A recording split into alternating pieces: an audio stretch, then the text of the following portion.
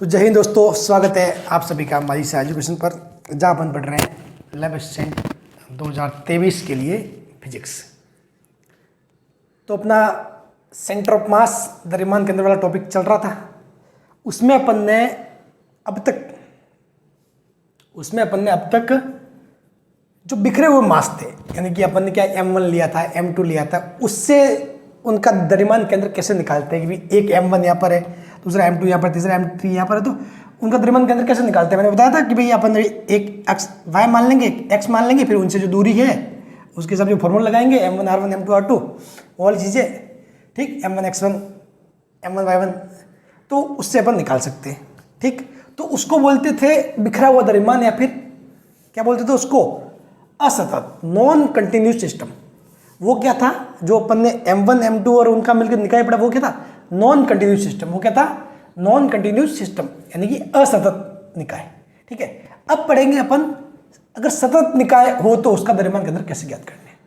अगर सतत निकाय हो तो उसका द्रव्यमान केंद्र कैसे ज्ञात करना है। ठीक है, अब पहले तो समझ लो कि सतत निकाय क्या है। असतत मतलब फॉर एग्जाम्पल मेरे पास 2 मार्कर है, 3 मार्कर है, ये 3 द्रव्यमान ले लिए, ये 3 द्रव्यमान का एक निकाय, ये बस ये 3, तो ये 3, अगर मैं 3 द्रव्यमान का निकाय मान लूँ तो ये तीनों के असतत है भाई, इनके बीच में कहीं ना कहीं टूट रहा है, गैप आ रहा है। ये लगातार थोड़ी है, लगातार नहीं है ना, एक यहाँ पे है, फिर कोई गैप है, दूसरा यहाँ पर है, फिर कुछ गैप है, तीसरा यहाँ पर है, सभी के बीच में आपस में गैप है, तो यानी कि इनको बोलेंगे असतत। ठीक, अब बात करेंगे अपन सतत की। कोई ऑब्जेक्ट ऐसा निकाय, मैंने मान लिया ये कोई निकाय है, इसका निकालना है, तो ये क्या है, सतत है। ये क्या है, सतत, बुरा सॉरी, तो ये पूरा क्या है, कंटिन्यूस है। तो इसका द्रव्यमान केंद्र कैसे निकालोगे, इसका द्रव्यमान केंद्र कैसे निकालोगे। अब देखो, ये कंटिन्यूस होता है, सतत होता है, उसमें भी 2 तरीके हो सकते। एक तो होता है सममित, यानी कि सिमेट्रिकल, असममित, ठीक है, यानी कि अनसिमेट्रिकल। समझ गए, सममित यानी कि सिमेट्रिकल, असममित यानी कि अनसिमेट्रिकल। अब कहने का मतलब ये है कि सममित और असममित, सिमेट्रिकल और अनसिमेट्रिकल में क्या डिफरेंस है। वैसे तो मैंने आपको एग्जांपल दे रखे हैं, लेकिन फिर भी मैं आपको समझाता हूँ। फॉर एग्जांपल यहाँ पे देख लो, ये है डस्टर, ठीक, तो इसको यदि मैं कहीं से भी काटूं बीच में से, देखो यहाँ से मैंने काट दिया आधा आधा, तो इस साइड बराबर बटेगा आधा, बराबर बटेगा आधा, बराबर द्रव्यमान मिलेगा। अगर मैं ऐसे काट रहा हूँ तो भी बराबर बराबर मिलेगा, ऐसे काट रहा हूँ तो भी बराबर बराबर मिलेगा। तो यानी कि ये क्या है, ये अपने हिसाब से क्या है, ये सिमेट्रिकल हो जाएगा, ये हो जाएगा सिमेट्रिकल। अब बताओ सर कि भाई असिमेट्रिकल क्या होता है। तो असिमेट्रिकल का एग्जांपल मैं ये दे दूँ, ये मार्कर ले लिया, ये मार्कर क्या है, अब इस मार्कर को मैं यहाँ बीच में से अगर काट दूँ तो ये क्या हो जाएगा, असिमेट्रिकल हो जाएगा। क्यों, क्योंकि इस साइड वाले का वेट ज़्यादा हो, क्योंकि इसमें ढक्कन और शामिल हो रहा है, बात समझ, तो इसमें ढक्कन और आ रहा है, ठीक है, तो इसलिए असिमेट्रिकल पार्ट हो जाएगा। ठीक है, तो ये पूरा हो जाएगा असिमेट्रिकल, यानी कि असममित, असिमेट्रिकल यानी कि असममित, और सम्मित यानी कि सिमेट्रिकल। ये हिंदी वाले भी इन टर्म्स को ध्यान रखा करो, ठीक है ना, आगे बहुत काम आती है ये टर्म्स। ऐसे ही नहीं, मतलब अभी आज मैं पढ़ा रहा हूँ, ठीक है, मैं चलो आपको प्योर हिंदी में पढ़ा रहा हूँ, कभी आप कहीं पे मतलब कोई टॉपिक ऐसा है जो आप यूट्यूब पे सर्च करोगे, यूट्यूब पे मोस्टली आपको एकदम ऐसे प्योर हिंदी में मतलब फिजिक्स पढ़ने को बहुत कम मिलेगा। ठीक है, मतलब थोड़ा सा मिक्स टर्म ही चलते हैं, तो इसलिए टर्म थोड़ा हिंदी वाले भी ध्यान रखा करें, अच्छा रहेगा। ठीक है, और आगे भी कहीं भी भले ही आप हायर स्टडी के लिए जाओ तो भी काम आएंगे। ठीक है, वैसे भी आपको यदि जो MSc वगैरह करनी है तो वो तो इंग्लिश में करनी है अगर करते हो तो।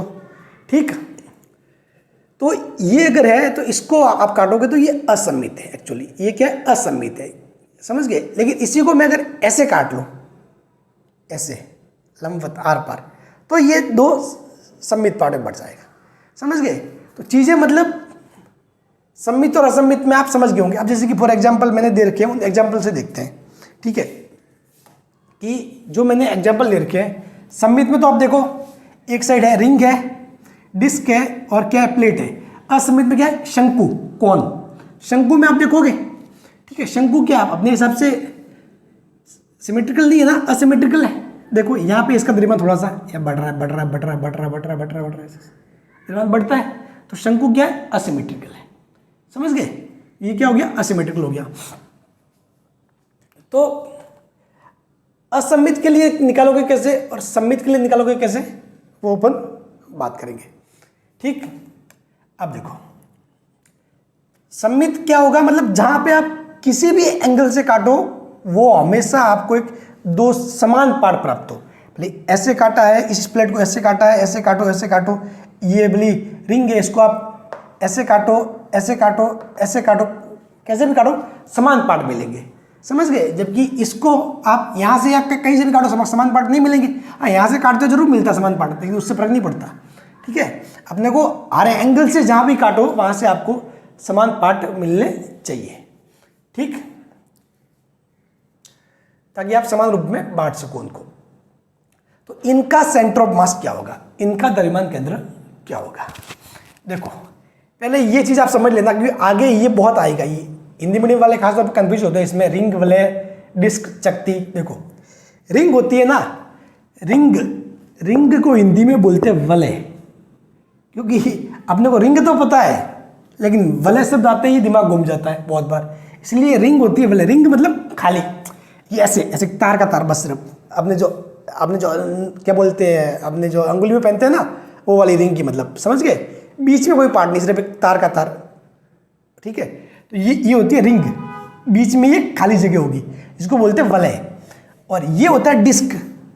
डिस्क जैसे कि क्या बताऊं मैं एग्जांपल, सीढ़ी देखी आपने, सीढ़ी देखिए ना, सीढ़ी क्या अपने आप में डिस्क है। सीढ़ी क्या है? डिस्क। समझ गए? और वैसे भी अपन बोलते भी है सीढ़ी डिस्क। ठीक है, तो सीढ़ी अपने आप में डिस्क है। क्यों? क्योंकि सीढ़ी पूरा एक वो है, समतल पार्ट है किसका? रिंग जैसा, ऐसा। ठीक है, शेप रिंग जैसा ही है, लेकिन वो अंदर से भी भरा हुआ है। ठीक है, तो सीढ़ी अपने आप में क्या है? डिस्क है, उसको चकती बोलती है, हिंदी में बोलते हैं उसको चकती। समझ गए? अपने जो घर पे जो रोटी बनाते हैं उसके एक तो बेलन होता है, ठीक है, एक होता है चकला। ठीक है, वो चकला रियल में क्या है? वो एक टाइप से चकती ही है, डिस्क ही है। समझ गए?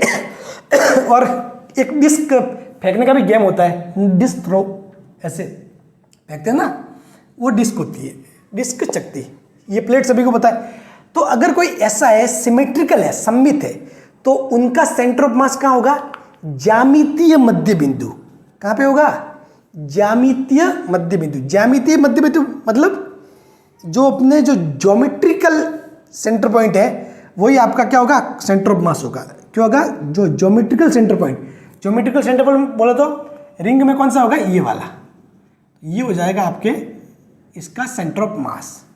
ठीक, इसमें देखोगे तो ये हो जाएगा सेंटर ऑफ मास। यहाँ पे इसमें देखोगे प्लेट में तो ये, जैसे कि ये पूरी लेंथ अगर ये L है और ये अगर ये यदि H है, तो कोई बिंदु ऐसे यहाँ पे होगा जो L/2 दूरी पर और H/2 पर होगा। समझ गए? ये लेंथ कितनी हो जाएगी? H/2 और ये लेंथ L/2। समझ गए? यहाँ से L/2 पे होगा और नीचे से ऊपर H/2, ये होगा मध्य बिंदु। समझ गए? ज्योमेट्रिकल सेंटर पॉइंट, ज्यामितीय मध्य बिंदु। समझ गए? अगर सममित हो तो सिमेट्रिकल में। ठीक, एक बार फिर से बता दूं, जो अपन पहले वाला पढ़े थे वो क्या था? अपना बिखरा हुआ द्रव्यमान, असतत नॉन कंटिन्यूस। ठीक है, कंटिन्यूस मतलब लगातार होना। ठीक है, तो वो लगातार नहीं था, बिखरा हुआ द्रव्यमान था। एक M1 यहाँ पे, दूसरा M2 वहाँ पे। ठीक है, तो वो पढ़ा था।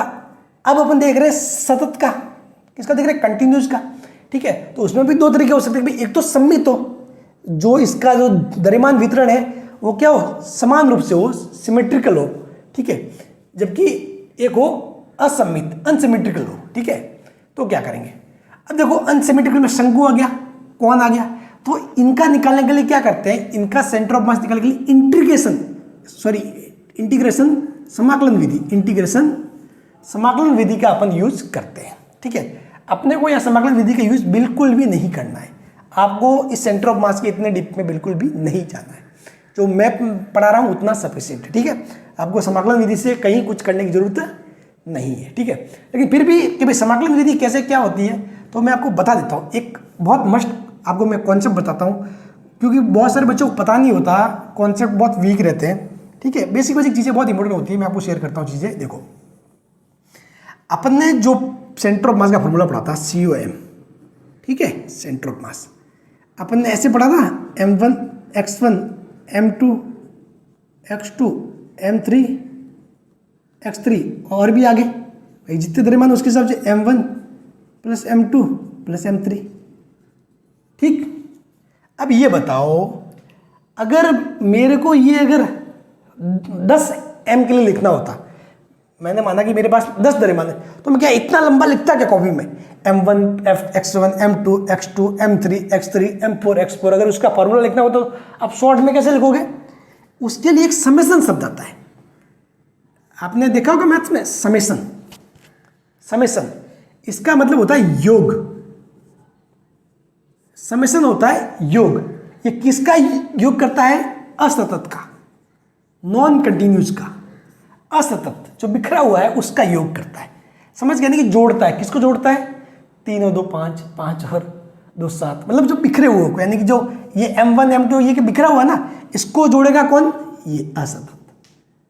समझ गए? ये सिग्मा जोड़ता है, सॉरी समेशन, ठीक है, समेशन या सिग्मा, ठीक है।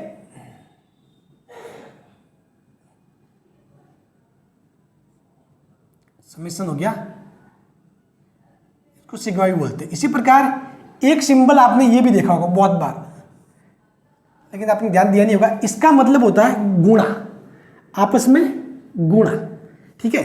चलिए अभी सारी बातें मैं आपको करता हूं क्लियर, ताकि आगे कहीं कोई दिक्कत नहीं रहेगी। एक मिनट, अब देखिए मैटर क्या है कि भाई ये समेशन होता है, ये सिग्मा, ये किसको क्या करता है? ये योग करता है, टोटल करता है। ये क्या करता है? एडिशन करता है। क्या करता है? एडिशन करता है। किसका? असतत का। किसका? असतत का, नॉन कंटिन्यूस का, ठीक। इसी प्रकार आपने एक सिंबल देखा होगा, ये क्या करता है एक्चुअली में? गुणा, मल्टीप्लाई। क्या करता है? गुणा, यानी कि मल्टीप्लाई। कैसे? सिंपल सी बात है, अगर आपको कोई लिखे कि भाई सिग्मा, और यहां पर मैंने लिख दिया अंदर कि एक्स आई नाम दे दिया मैंने, सिग्मा एक्स आई, और अपन ऐसे लिखते हैं आई कहां से कहां तक? 1 से 3 ऐसे आता है लिमिट, समझ गए? तो इसका मतलब ये होता है कि अपने को एक बार इस आई की जगह क्या लिखना? 1 लिखना है, x1 plus x2 plus x3, समझ गए? ये ऐसे जोड़ना है। ये क्या शो कर रहा है? i 1 से 3 xi क्या शो कर रहा है? x1 plus x2 plus x3। बात क्लियर? ऐसे कैसे यदि ये आता है ना, इसका मतलब यदि यहां आपको ये पूछ ले कि i1 से यदि i जो 3 है वहां तक, और यहां अंदर कोई xi लिखा हो, तो इसका मतलब होता है आपस में गुणा x1 गुणा x2 गुणा x3। बात क्लियर? इसमें कोई दिक्कत वाली बात नहीं होनी चाहिए, ठीक। तो अपने पास फॉर्मूला क्या था कि आप x सेंटर ऑफ मास का फॉर्मूला है भाई m1 x1 m2 x2 m3 x3 ऐसे करके m1 plus m2 plus m3 ना। तो इसको आप क्या लिख सकते हो समेशन की फॉर्म में? x com is equal to summation m i x i upon summation of m i। समझ गए? अब ये i की लिमिट आपके कुछ भी हो सकती है। अगर आपके पास 2 है तो i की लिमिट 1 से 2 तक, अगर आपके पास दरम्यान कितने 10 है तो i की लिमिट 1 से 10 तक। समझ गए? तो ये होता है, इस टाइप से फॉर्मूला बन जाता है। ये किसके लिए बन गया? ये बन गया, ये किसके लिए बन गया? ये बन गया असतत के लिए। ये फॉर्मूला बन गया असतत के लिए, समझ गए? असतत के लिए। तो इसी से जो समाकलन भी बनता है, आपने मैथ्स में पढ़ा होगा, मैथ्स में यदि आपने अच्छे से मैथ्स पढ़ी है तो समाकलन शब्द, समाकलन जो बना है वो समाकलन और इसमें सब संबंध क्या है? यहीं से तो समाकलन निकला है कि भाई जब कोई लगातार चीज हो रही हो, बिल्कुल ठीक है, कंटिन्यूज हो रहा हो, तब वो किस फॉर्म में बन जाता है, समाकलन फॉर्म में। किस फॉर्म में बन जाता है, समाकलन फॉर्म में। ठीक है, समझ गए ना। तो फिर आपको, आप इसको आगे समाकलन फॉर्म में लिख सकते हो। वो कैसे लिखोगे, चलिए वो देखते हैं आगे। तो यहाँ तक समझ गए, यहाँ तक कोई दिक्कत नहीं, इसको आप लिख भी लेना। ठीक है, तो आप इसको MI/XI अपॉन MI आप इसको लिख सकते हो। बात क्लियर। चलिए तो देखो, अभी बता अपन ने पढ़ा x सेंटर ऑफ मास, यानी कि अपन x की फॉर्म में देखे तो क्या, summation mx upon summation m। Summation m मतलब क्या, कुल द्रव्यमान। ठीक है, उसी प्रकार आप यदि y के लिए भी लिख सकते हो, y कॉम वो क्या होगा, summation my upon summation m। कहने का मतलब वही कि समेशन m1y1, जब आप इसको खोल के लिखोगे m1y1 m2y2 m3y3 ऐसे ही होता है। ठीक है, ये तो था नॉन कंटिन्यूस, असतत के लिए। अब बात करते हैं सतत के लिए, कंटिन्यूस के लिए। तो उसको अपन इंटीग्रेशन फॉर्म में लिखेंगे। कैसे, इससे सीधे सीधा देखो इंटीग्रेशन ये बन जाए कैसे, सिग्मा mx है ना, इसकी जगह x dm हो जाएगा बस, with respect to mass, with respect to mass. ठीक है, अपन क्या करेंगे, समाकलन किसके रेस्पेक्ट में करेंगे, मास के रेस्पेक्ट में। ठीक है, किसके सापेक्ष, द्रव्यमान के सापेक्ष, with respect to mass upon समाकलन dm, इंटीग्रेशन dm। उसी प्रकार यदि y के लिए निकालो तो समाकलन y dm अपॉन dm। समझ गए, इसकी जगह समाकलन का आगे निशान बस ये समझ लो, और m की जगह हो गया dm। सिंपल सी बात है। अब इससे सदिश फॉर्म में ये आया, ये कैसे आया, तो देखो सिंपल सी बात है, मैं आपको बताऊं। अगर इसी को आप वेक्टर फॉर्म में लिखोगे तो ये वेक्टर फॉर्म में क्या हो जाएगा, यदि मैं इस x को यदि xi लिखूं, y को yj लिखूं और फिर इनको ऐड कर दे, तो आखिर में ये क्या बनेगा, यही तो बनेगा कि भाई xi प्लस yj अंदर और बाहर dm, यही तो आएगा। अपॉन नीचे क्या आएगा, समाकलन ऑफ dm। ठीक है, और ये xi प्लस yj क्या हो जाएगा, r पोजिशनल वेक्टर।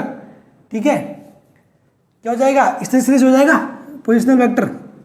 समझ गए, तो ये हो जाएगा r dm, और नीचे वाला ये समाकलन ऑफ dm, यानी कि ये तो क्या है, m1 plus m2 plus m3 plus, यानी कि सभी द्रव्यमानों का योग है। तो सभी द्रव्यमानों का योग, यानी कि अगर कोई पूरा द्रव्यमान जिसका, यदि द्रव्यमान m है तो योग द्रव्यमान यदि m है, m टोटल लिख दिया मैंने, मान ली m टोटल, तो मैं इसको ये लिख सकता हूँ m टोटल m। समझ गए भाई, फॉर एग्जाम्पल कोई भी वस्तु है, ये असतत है ऐसी, लेकिन मेरे को समाकलन यहाँ से यहाँ तक करना है, लेकिन मेरे को पता है कि इस पूरे का द्रव्यमान कितना है, m है। पूरे का जो टोटल द्रव्यमान m है, तो मैं फालतू का क्यों समाकलन ऑफ dm करूँगा, जो समाकलन ऑफ dm होगा ही कि आखिर में जाके m ही तो मिलेगा अपने को।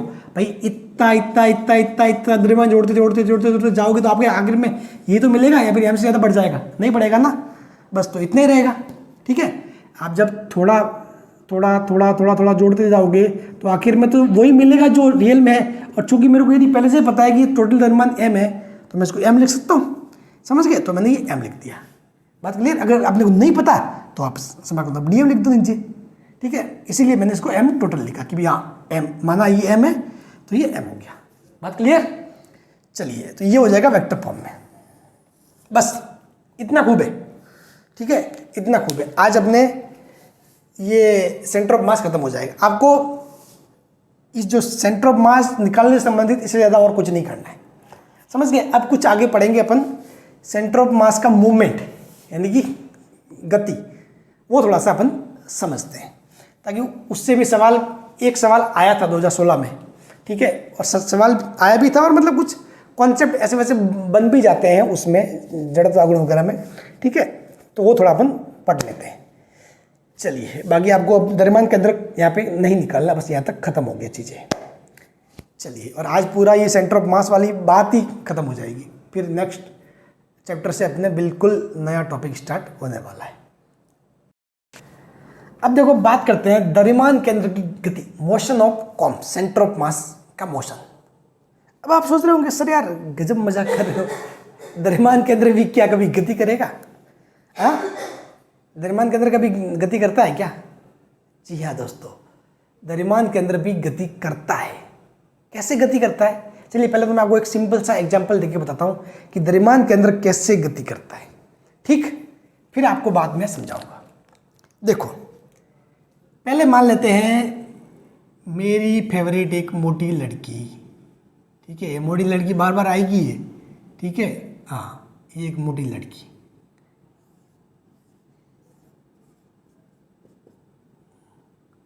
मूछें तो मूछें नहीं होती ना, चलो ठीक है, हाँ मूछें नहीं बनाना, ये लड़की मोटी लड़की और ये एक पतला सा लड़का, एक पतला सा लड़का,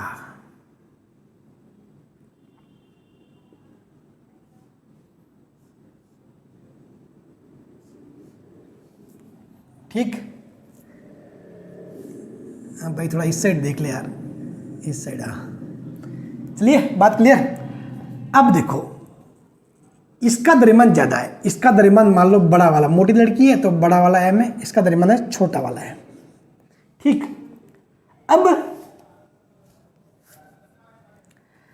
अब क्या हो रहा है कि मान लो कि मोटी लड़की इस साइड भाग रही है। पहले तो नॉर्मल कंडीशन पे देख लो कि भाई ये द्रव्यमान m है, ठीक है, इनके बीच की दूरी यदि मैं मान लेता हूँ, पहले यदि लेंथ कुछ भी है, फॉर एग्जाम्पल मान लिया l लेंथ है, ठीक है, ये द्रव्यमान m छोटा है, ये द्रव्यमान m बड़ा है, ये दूरी क्या है, कोई l/2 पॉइंट है।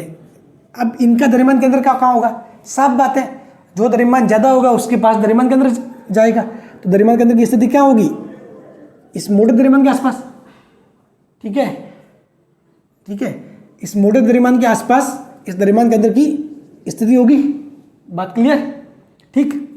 लेकिन लेकिन लेकिन लेकिन अब यदि ये स्थिति यहां पर है, ठीक है, अब यदि ये मान लो कि ये जो मोटी लड़की है ये इस साइड दौड़ना स्टार्ट कर दे या फिर इस साइड चलना स्टार्ट कर दे, चलो दौड़ना छोड़ दो, इस साइड थोड़ा खिसक जाती है, ठीक है, थोड़ी खिसक गई इस साइड, तो अगर ये मोटी लड़की खिसक के इस साइड आती है तो साफ बात, ये द्रव्यमान केंद्र यहाँ पे थोड़ी रहेगा, फिर वो भी तो इसके साथ साथ थोड़ा आगे खिसकेगा ना, ठीक है, खिसकना लाजमी है, खिसकेगा, सब बात है, इसमें कोई डाउट नहीं।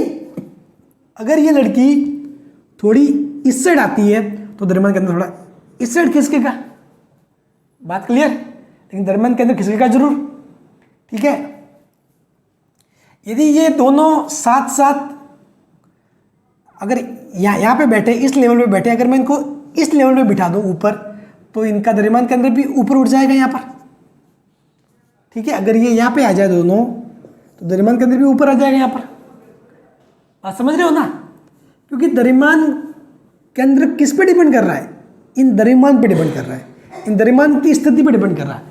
अगर इसकी ये जो इन द्रव्यमान की स्थिति चेंज होगी तो द्रव्यमान केंद्र की स्थिति भी चेंज होगी, ये लिख लो, ठीक है। जरूरी नहीं कि मैं आपको हर बात मतलब बोलूँ कि आपको कौन सी बात लिखनी है कौन सी नहीं लिखनी, मेरे मुंह से निकली हुई हर बात लिख लो, ऐसी इंपॉर्टेंट बातें आप छांट डाल के सबने क्या बोला वो लिख लो, ठीक है, क्योंकि मैं तो बहुत बार आलसी हो जाऊंगा कि अरे यार लाइन लिखवाओ नहीं लिखवाओ पूरी, लेकिन ये लिख लो कि भाई यदि जो मास है उसकी जो पोजीशन चेंज होती है, मास की पोजीशन चेंज होती है, द्रव्यमान की स्थिति बदलती है, तो सेंटर ऑफ मास की पोजीशन भी चेंज होगी, इस द्रव्यमान केंद्र की स्थिति भी बदलेगी, समझ गए। हाँ, अब चूंकि ये इसको अपन निकाय मान के चल रहे थे, अब यदि मान लो इसके अंदर ये दोनों ही किसी वेग से गति करना स्टार्ट कर दे, ये जो m है, m मान लिया कि 10 मीटर प्रति सेकंड से दौड़ना स्टार्ट करे और ये भी 10 मीटर प्रति सेकंड से दौड़ना स्टार्ट करे, तो क्या होगा, सेंटर ऑफ मास भी तो साथ साथ दौड़ेगा, ठीक है, सेंटर ऑफ मास भी तो साथ साथ दौड़ेगा, साफ बात है, ठीक। उसी प्रकार यदि भाई इसका वेग ज़्यादा भी हो सकता है, इसका कम भी हो सकता है, इसका ज़्यादा इसका कम, ये सारी चीज़ें भी हो सकती है, वो मैं आपको फॉर्मूले में आगे समझा दूंगा कैसे क्या करना है, ठीक है। लेकिन इतनी बात समझ लो कि भाई द्रव्यमान केंद्र है ना, इसकी खुद की क्या होती है, गति भी होती है, खुद का वेग भी होता है, खुद का एक्सीलरेशन भी होता है, खुद का त्वरण भी होता है, समझ गए। तो द्रव्यमान केंद्र गति करता है, ठीक है, उसका खुद का वेग भी होता है, खुद का त्वरण भी, लेकिन डिपेंड किस पे करता है, इन पे, निकाय के जो निकाय में जो द्रव्यमान है उन पे डिपेंड करता है कि इस द्रव्यमान केंद्र का वेग अगर ये स्थिर है, अगर ये स्थिर है तो साफ बात द्रव्यमान केंद्र भी स्थिर रहेगा। ठीक है, अगर ये दोनों कर रहे गति, दोनों में से कोई भी एक कर रहा है गति, जरूरी नहीं कि दोनों ही करे गति, दोनों में से एक भी करे गति तो भी चेंज आएगा इसमें। ठीक है, तो इसमें कुछ ना कुछ वेग आएगा, समझ गए। तो इस सेंटर ऑफ मास है जो द्रव्यमान केंद्र, इसकी गति होती है, इसका वेग होता है, एक्सीलरेशन होता है, सब कुछ चीजें होती है। आप एग्जाम्पल से आप समझ ही गए होंगे। बात क्लियर? चलिए बढ़ते आगे। तो अब देखो, अब समझते हैं अपन द्रव्यमान केंद्र की गति, मोशन ऑफ सेंटर ऑफ मास। देखिए फॉर एग्जाम्पल मैंने माना कि एक सिस्टम है, निकाय है, जिसमें 3 द्रव्यमान है, M1, M2 और M3। ठीक, जहां पर ये जो R1 है किसको शो करेगा, विस्थापन को, डिस्प्लेसमेंट को। V1, V जो सिंबल है वो शो करेगा वेलोसिटी, वेग को, और A किसको शो करेगा, एक्सीलरेशन यानी कि त्वरण को, ध्यान रखना। ठीक, यदि ये A1 है तो किसका, इस M1 जो मास है उसका जो है, जो त्वरण है। ठीक है, V1 है तो ये M1 जो द्रव्यमान है उसका वेग है, समझ गए। तो देखो विस्थापन की बात करें तो विस्थापन का फार्मूला ये होता है, सेम टू सेम, ये फार्मूला आपने पहले भी देखा होगा, वही जो अपन सदिश निरूपण करते हैं ना, वही चीज़ है, बस वही फार्मूला है कि यदि इस M1 का विस्थापन, डिस्प्लेसमेंट R1 है, M2 का जो विस्थापन है वो R2 है, और M3 का विस्थापन कितना है, R3 है, तो जो सेंटर ऑफ मास कितना विस्थापित होगा, उसका विस्थापन कितना होगा, वो होगा M1 R1 plus M2 R2 plus M3 R3 upon M1 plus M2 plus M3। समझ गए। यदि तीनों मास है, उनका विस्थापन R1 R2 और R3 है, तो सेंटर ऑफ मास में कितना विस्थापन होगा, कितना डिस्प्लेसमेंट होगा, तो वो होगा M1 R1 M2 R2 M3 R3 upon M1 plus M2 plus M3। Same उसी टाइप का फॉर्मूला है, समझ गए। उसी प्रकार यदि आप वेग के लिए देखो वेलोसिटी, कि यदि जो M1 मास है उसका वेलोसिटी V1 है, M2 मास का वेलोसिटी V2 है, M3 मास का वेलोसिटी V3 है, तो पूरे जो सेंटर ऑफ मास है COM, उसका जो ये COM है, CM लिख दो, कुछ भी, बात एक ही है। ठीक है, बहुत बार सेंटर ऑफ मास लिखते हैं या फिर CM शॉर्ट में। ठीक, इसमें कोई कंफ्यूजन वाली बात नहीं होनी चाहिए। तो सेंटर ऑफ मास का वेग क्या होगा, M1 V1 M2 V2 M3 V3 upon M1 plus M2 plus M3। समझ गए, ऐसे सेम टू सेम, बस R की जगह V आ जाएगा। उसी प्रकार यदि आपको इसका और इसका एक्सीलरेशन पता है, तो सेंटर ऑफ मास का एक्सीलरेशन क्या होगा, M1 A1 M2 A2 M3 A3 M1 plus M2 plus M3। बात क्लियर? चलिए बहुत बढ़िया। अब देखो इसको थोड़ा सा खोल के लिखते हैं, तो आपको याद होगा MV क्या होता है, MV यानी कि संवेग होता है। आपको पता हो तो MV क्या होता है, P इक्वल टू MV, ये क्या होता है, संवेग होता है।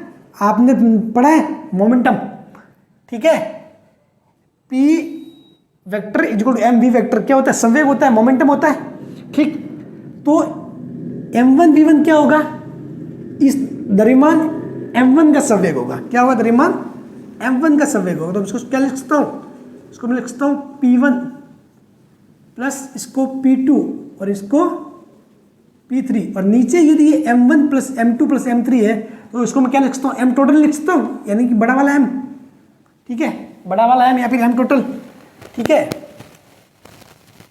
तो यहां से देखोगे तो यदि मैं इसको इस साइड यदि गुणा कर दूं, इस साइड गुणा कर दूं, ये देखो P1 plus P2 plus P3, इसको भी बोल सकता हूं P टोटल संवेग यानी कि कुल संवेग। तो यहां से देखो कुल संवेग क्या आ जाएगा, कुल संवेग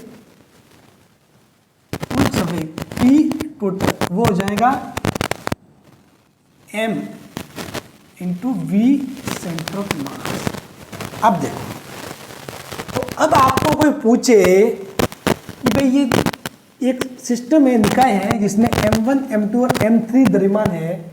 ठीक है, इन तीनों का वेग ये दिया हुआ है और तीनों का द्रव्यमान ये है, तो इस निकाय का कुल संवेग ज्ञात करो या कुल मोमेंटम ज्ञात करो। ठीक है,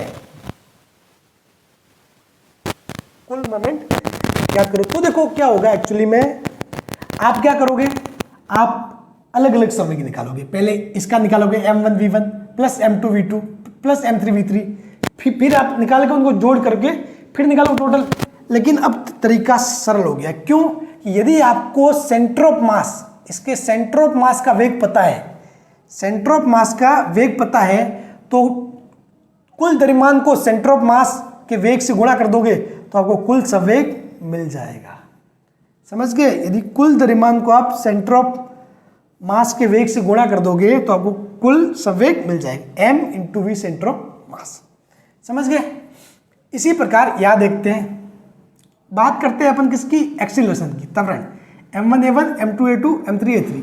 अब यहाँ से आपको एक फॉर्मूला दिखाई दे रहा होगा, F बल। बल के लिए क्या होता है, m a होता है, सभी को पता है, ये होता है बल के लिए। तो मैं इस ऊपर वाले को क्या लिख सकता हूँ, ऊपर वाले को a सेंटर ऑफ मास, यानी कि m1a1 क्या हो गया, इस m1 पे बल कितना हो जाएगा, F1 हो जाएगा।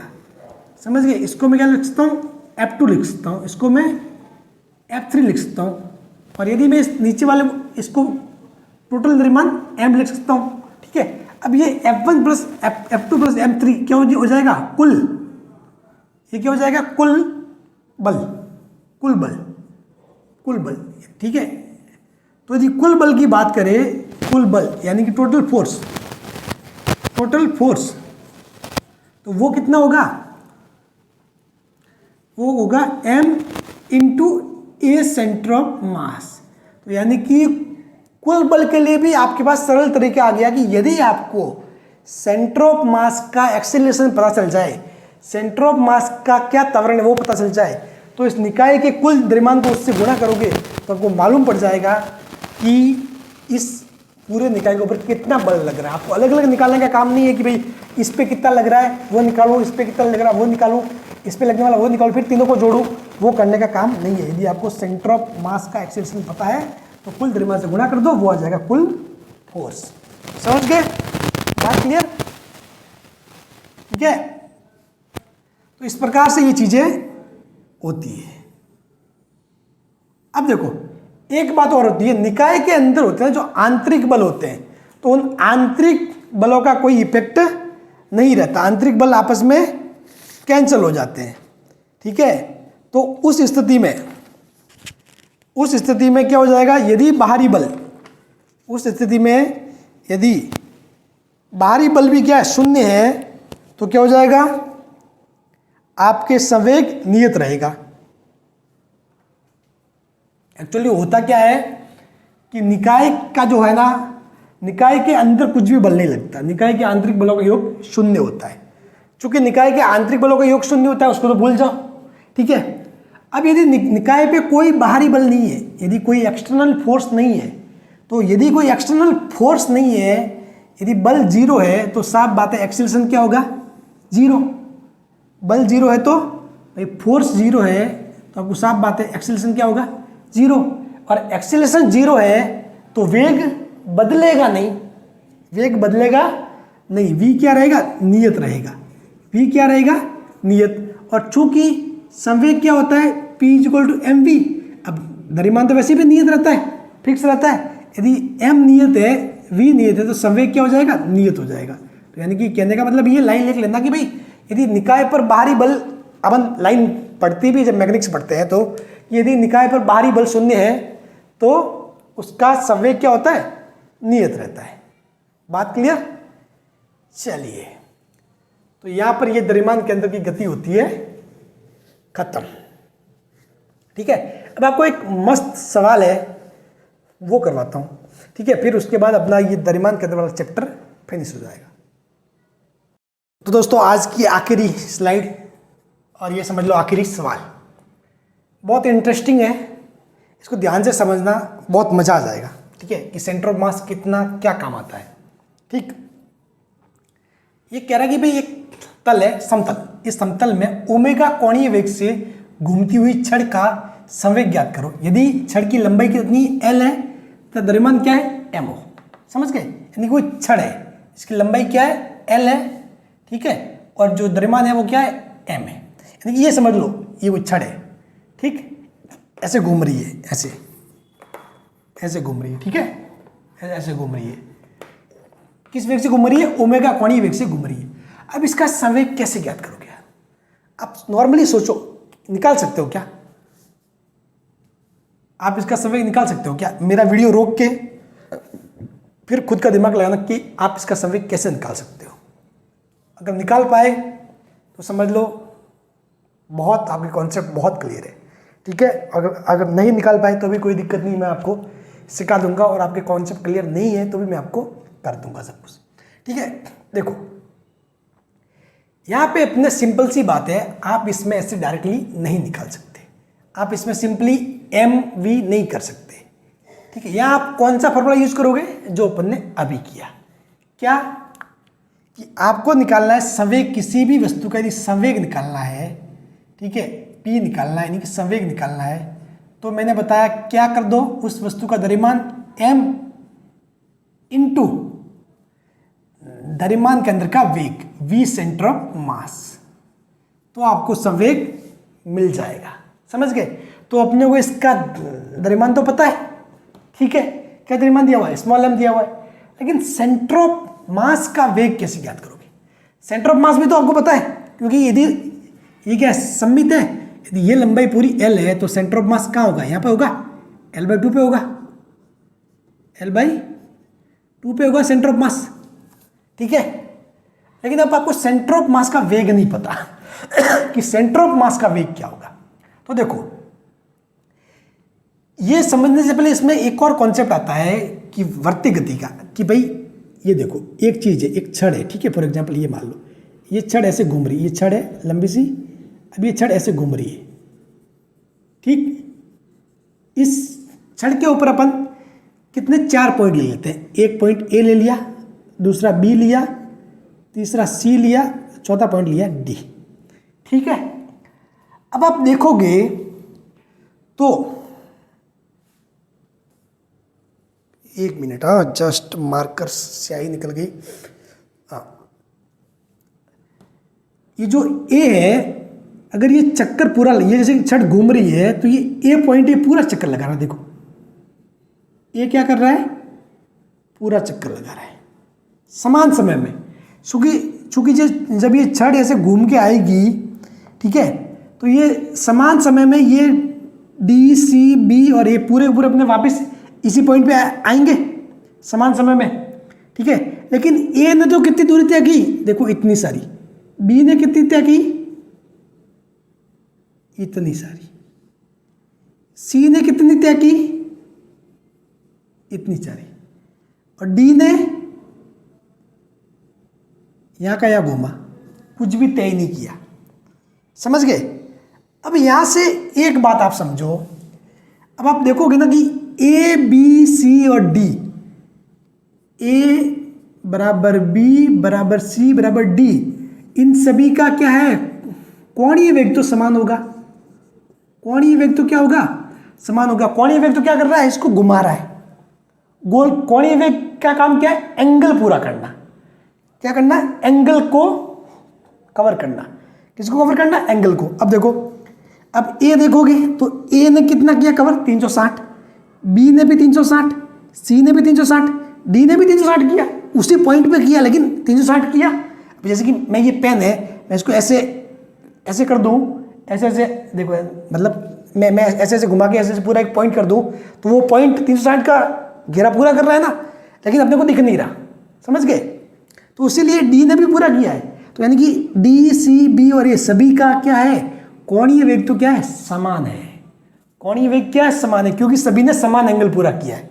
तो बात क्लियर, ओमेगा समान होगा, कोणीय वेग क्या होगा, समान होगा, एंगुलर वेलोसिटी वो क्या होगा, समान होगा।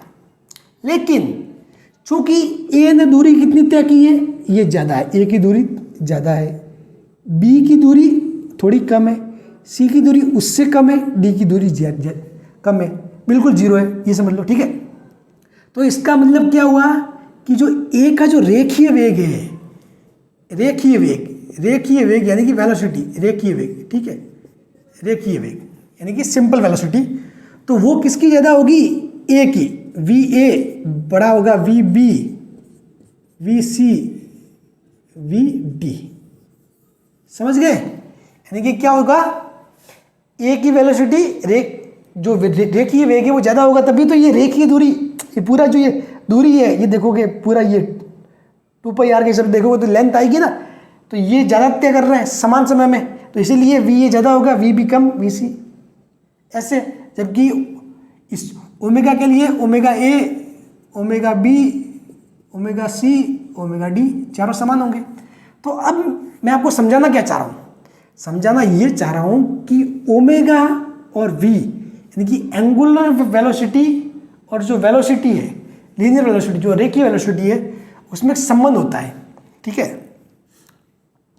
वो होता है v equal to R omega. ये फॉर्मूला याद रखना है, v equal to R omega, समझ गए।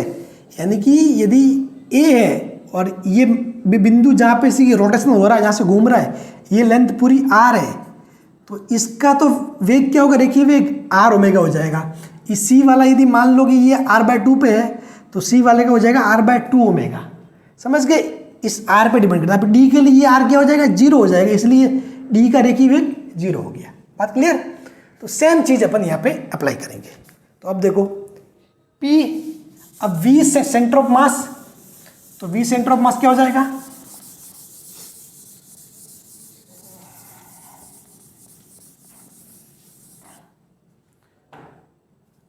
V सेंटर ऑफ मास, तो साफ बात है V सेंटर ऑफ मास यानी कि इसकी वाली जो वेलोसिटी है वो, तो V सेंटर ऑफ मास हो जाएगा L/2 इंटू ओमेगा। किस वाले फॉर्मूले से हुआ, V equal to R omega फॉर्मूले से, V equal to R omega फॉर्मूले से, समझ गए। अब ये आपके सामने आ गया तो P सिंपल से निकल के आ गया, P इक्वल टू क्या है, M क्या दिया हुआ है, ये स्मॉल m, ठीक है, L/2 ओमेगा, ये हो जाएगा संवेग। समझ गए, शानदार था सवाल। मज़ा आया हो तो वीडियो को शेयर कर देना, बाकी लोगों को बता देना कि सर मज़ा आ रहा है, सर अच्छा पढ़ा रहे हैं, ठीक है।